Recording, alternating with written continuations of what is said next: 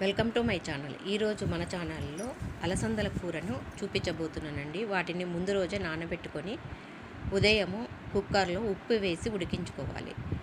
తర్వాత దానికి మసాలాను తయారు చేసుకోవాలి. ఒక మిక్సీ జార్లో కొబ్బరిని వేసి కొన్ని మిరియాలు, కొంచెం జీలకర్ర ఇలా మిక్సీ పట్టుకోవాలండి. అన్ని మసాలా దినుసులు వేసి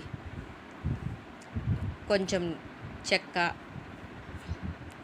4-5 లవంగాలు ఇలా వేసుకొని మెత్తగా పేస్ట్ చేసుకొని పెట్టుకోవాలి. కొబ్బరిని గ్రేవీకి చాలా బాగుంటుంది ఇలా పేస్ట్ చేసుకొని పెట్టుకుంటే. ఇప్పుడు కుక్కర్ని పెట్టుకొని స్టవ్ మీద వేడి చేసుకొని నూనె వేసుకోవాలి.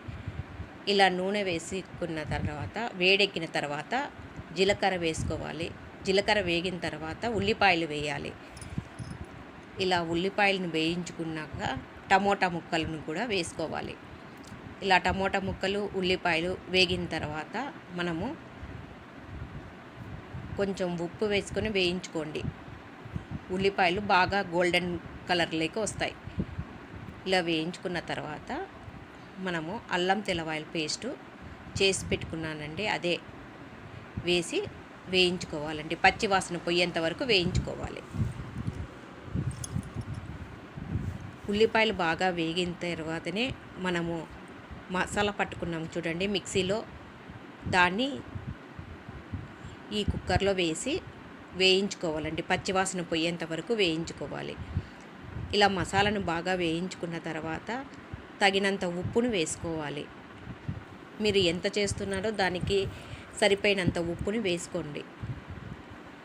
తర్వాత పసుపు వేసుకోవాలి. తర్వాత కారం వేసుకోవాలి. ఇలా ఉప్పు, కారం, పసుపు మీ క్వాంటిటీని బట్టి వేసుకోండి.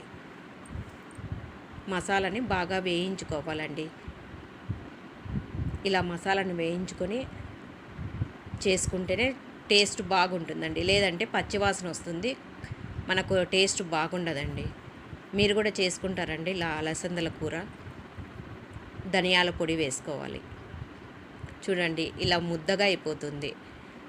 ఇంత బాగా వేయించుకుంటేనే మనకు మసాలా కూర బాగా ఉంటుందండి.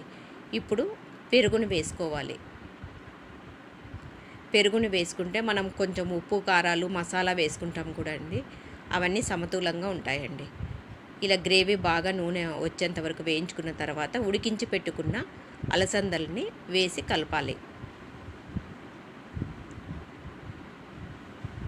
మేము రాయలసీమలో అలసందలు అంటారండి, కొన్ని చోట్ల బొబ్బర్లు అంటారండి.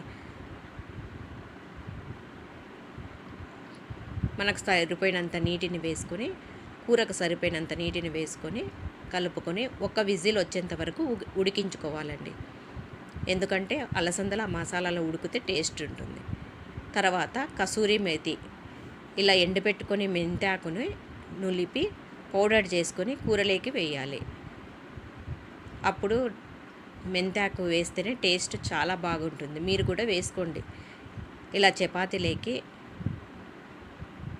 చేసుకోండి, పూరీలోకి చేసుకోవచ్చు, అన్నంలోకి బాగుంటుందండి. ఇలా ఉల్లిపాయలు పెట్టుకొని చపాతీలోకి ఈ కూర నంజుకొని తింటే చాలా టేస్ట్గా ఉంటుందండి. మీరు కూడా చేసుకోండి నేను చూపించిన విధంగా.